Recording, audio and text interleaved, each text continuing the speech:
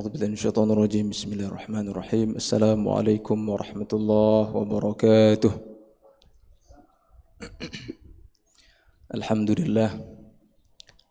الحمد لله الذي فرض علينا الصيام وجعله مطهرا لنفوسهم من الذنوب والآثام أشهد أن لا إله إلا الله وحده لا شريك له وأشهد أن محمدا عبده ورسوله لا نبي ولا رسول بعده. Sidang jamaah salat isya, tarawih dan witir yang dimuliakan Allah Subhanahu wa taala. Di dalam satu ayat Allah Subhanahu wa taala berfirman, yahlifuna billahi ma qalu wa laqad qalu kalimatal kufr wa kafaru ba'da islamihim wa hammu bima lam yanalu wa ma naqamu illa an aghnahumullahu wa rasuluhu min fadlih fa iyyatubu yaku khayran lahum wa iyyatawallaw yu'adzibhumullahu 'adzaban aliman fid dunya wal akhirah wa ma lahum fil ardi min waliyyin wala nasir. Ayat ini merupakan salah satu ayat yang ada di surat Al-Baqarah, di surat At-Taubah, yang menceritakan tentang peperangan. Sebelum terjadinya perang Tabuk, Rasulullah SAW mengumpulkan para sahabatnya untuk mengumpulkan dana dalam peperangan. Maka salah seorang yang ada di antara mereka, dan dia masih sangat muda sekali, masih anak kecil, masih disebutkan dengan ghulam, namanya Umair bin Sa'ad. Umair bin Sa'ad ini ayahnya sudah meninggal dan ibunya sudah menikah lagi. Nama suami ibunya Julasah. Maka ketika dia berada bersama Rasulullah SAW untuk diminta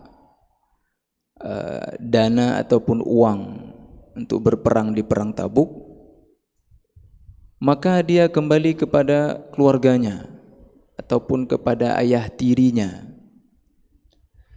dan menyampaikan apa yang disampaikan oleh Rasulullah SAW. Dan orang tua tirinya merupakan orang yang kaya di Madinah.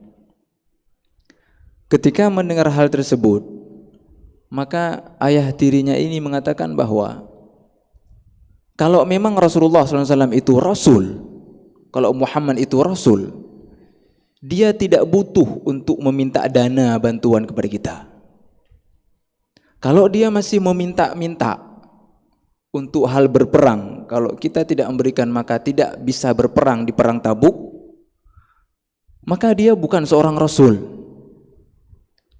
Maka anak tirinya tadi ataupun Umair bin Sa'ad, setelah mendengar kata-kata tersebut, dia mengatakan bahwa wahai am, ya am itu panggilan kepada ayah tirinya. Kalau bahasa kita, wahai bapak,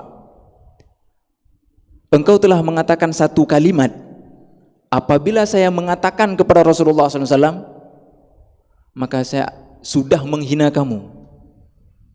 Dan apabila saya tidak mengatakannya kepada Rasulullah, maka saya berdosa. Padahal engkau adalah orang yang aku cintai setelah Rasulullah SAW. Artinya kecintaan kepada ayahnya itu setelah cintanya kepada Rasulullah SAW. Maka setelah itu dia datang melapor kepada Rasulullah SAW. Wahai Rasulullah, si fulan, suami dari ibu saya sudah mengatakan kalimat ini. Maka setelah itu Rasulullah SAW memanggil Julasah ataupun ayah tirinya. Wahai Julasah, apakah engkau mengatakan sebagaimana apa yang dilaporkan oleh anak ini? Julasah mengatakan, wahai Rasulullah, dia ini masih anak kecil, dia belum faham dengan perkataan saya. Pada saat itu Umair bin Sa'ad membantah apa yang dikatakan oleh ayah tirinya. Wahai Rasulullah, saya telah mendengar apa yang dia katakan dan yang dia katakan adalah benar. Benar, dia sudah mengatakannya. Kemudian Julasah bersumpah, wallahi ya Rasulullah ma qultu dzalik. Dia bersumpah bahwa dia tidak mengatakan perkataan yang dilaporkan oleh anak tirinya tadi. Maka setelah itu anaknya Umair bin Sa'ad mengatakan, wahai Rasulullah, dia sudah mengatakannya dan dia sudah bersumpah untuk tidak mengatakannya, dia sudah mengatakannya. Setelah kejadian itu turunlah ayat yang tadi, yahlifuna billahi ma qalu wa laqad qalu kalimatal kufr wa kafaru ba'da islamihim. Ayat itu turun untuk membenarkan perkataan anak kecil tadi, untuk membenarkan perkataan Umair bin Sa'ad, anak tiri daripada Julasah, bahwa apa yang dikatakan oleh Julasah itu benar adanya. Dan setelah itu Rasulullah SAW menghukumi Julasah itu dengan sudah bersumpah dengan sumpah palsu. Artinya dia bersumpah dengan sesuatu yang dia tidak lakukannya. Yahlifuna billahi ma qalu, mereka sudah bersumpah dengan apa yang dia katakan. Walaqad qalu kalimatal kufr, dan dia sudah mengatakan kata-kata kekufuran. Walaqad qalu kalimatal kufri wa kafaru ba'da islamihim, dan dia sudah menjadi kafir setelah dia masuk Islam. Artinya pada saat itu perkataan itu dianggap kekufuran. Sidang jamaah salat Isya, tarawih dan witir yang dimuliakan Allah Subhanahu wa taala. Salah satu hikmah daripada puasa, la'allakum tattaqun, sebagaimana kita ketahui.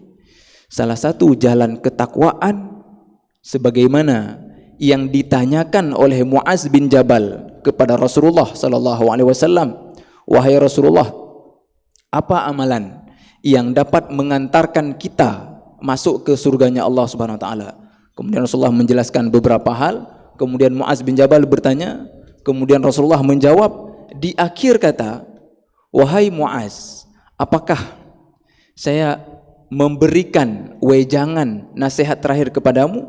Naam, jawab Muaz bin Jabal.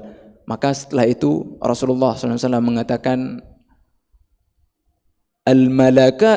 al-malakatu fi kullihi dhalik, fa amsaka bifamihi wa qala alaika bihadha. Rasulullah SAW mengatakan, kalau kamu ingin mendapatkan segalanya dalam hal kebaikan dan ibadah, maka kuffa an hadha. Rasulullah SAW mengisyaratkan kepada mulutnya. Kuffa an hadha artinya kamu jaga mulut, kamu jaga pembicaraan. Itu setelah hadisnya panjang, dan itu hadis di Arba'in Nawawi. Kuffa an hadha artinya apabila kita sudah sholat, apabila kita sudah berpuasa, sudah naik haji, sudah membaca Al-Quran, sudah berinfak, kalau kita tidak menjaga mulut kita, maka bisa jadi lisan kita itu yang menghancurkan pahala amal ibadah kita. Dan salah satu tujuan hikmah dari berpuasa, menahan lapar dan dahaga, yaitu menjaga lisan. Karena Rasulullah SAW mengatakan di hadis tersebut, as-siyamu junnah. As-siyamu junnah. Puasa itu merupakan benteng diri. Benteng diri dari apa? Dari segala maksiat, terutama maksiat yang ada di lisan. Karena kadang-kadang kita mengatakan suatu perkataan yang kita tidak menilai bahwa perkataan itu merupakan besar di sisi Allah. Bisa jadi perkataan itu menjerumuskan kepada kekufuran. Bisa jadi perkataan kita itu menjuruskan kepada permusuhan. Bisa jadi perkataan kita itu menyebabkan maksiat. Maka apabila kita tidak menjaga lisan, semua amal ibadah kita, khususnya di bulan suci Ramadan ini, batal semuanya. Dalam hadis yang diriwayatkan oleh Imam Bukhari, dalam kitab Sahih Imam Bukhari, hadis daripada Abi Hurairah radhiyallahu an, Rasulullah sallallahu alaihi wasallam, man lam yada' qaula dzuri, man lam yada' qaula zur wal 'amala bihi wal jahl, falaysa lillahi hajatun bi an yada' fi ta'amihi wa syarabihi. Apabila seseorang tidak sanggup menjaga lisannya dari qaulu zur, dari perkataan yang merusak dirinya, dari perkataan maksiatnya, dari ghibah, dari namimah, dari fitnah, wal amal bihi, dan dia justru melakukan hal tersebut, dia mengerjakannya, tidak sanggup menahannya. Wal jahlu di sini sebagian mengatakan bahwa yang dimaksud di sini adalah maksiat yang dia lakukan. Kenapa? Karena keterbatasan ilmunya, karena dia bodoh, sehingga dia melakukan hal-hal kemungkaran, dia melakukan hal-hal maksiat. Maka Rasulullah SAW mengatakan, "Falaisa lillahi hajjah bi an yad'a fi ta'amihi wa syarabihi." Semua yang kita tahan dari makan kita, dari minuman kita, di sisi Allah itu tidak ada gunanya. Artinya urgensi berpuasa itu bukan hanya ketika kita mampu menahan diri dari makan dan minum, tapi hikmah di balik itu yang harus kita capai. Di antara la'allakum tattaqun, kita mampu menahan lisan kita untuk tidak berkata kotor. Kita mampu menahan jawarih kita ataupun jasad kita untuk tidak bermaksiat. Tangan kita tidak bermaksiat, mata kita tidak bermaksiat, telinga kita tidak bermaksiat, lisan kita tidak berkata kotor.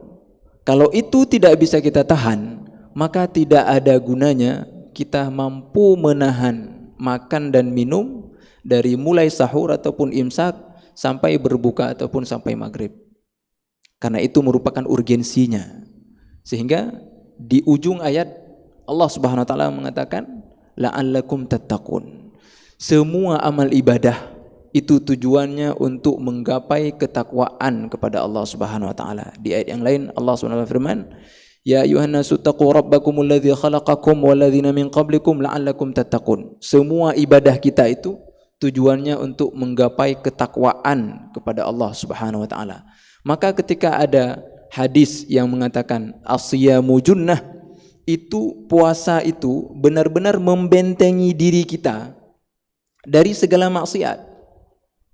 Kalau hal maksiat kita tidak bisa menahannya, hal mubah yang kita tahan itu tidak berarti. Karena yang urgennya maksiat yang harus kita tahan.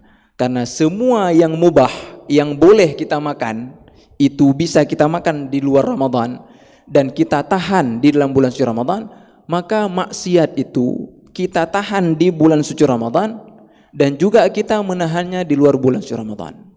Maka dengan momentum puasa ini merupakan madrasah ataupun sekolah bagi kita untuk melatih diri kita untuk menahan segala bentuk maksiat, khususnya maksiat lisan yang kadang-kadang kita tidak sadar dengannya bisa menjerumuskan kita ke dalam kekufuran ataupun dapat menjerumuskan satu kaum dalam permusuhan ataupun perselisihan di antara mereka.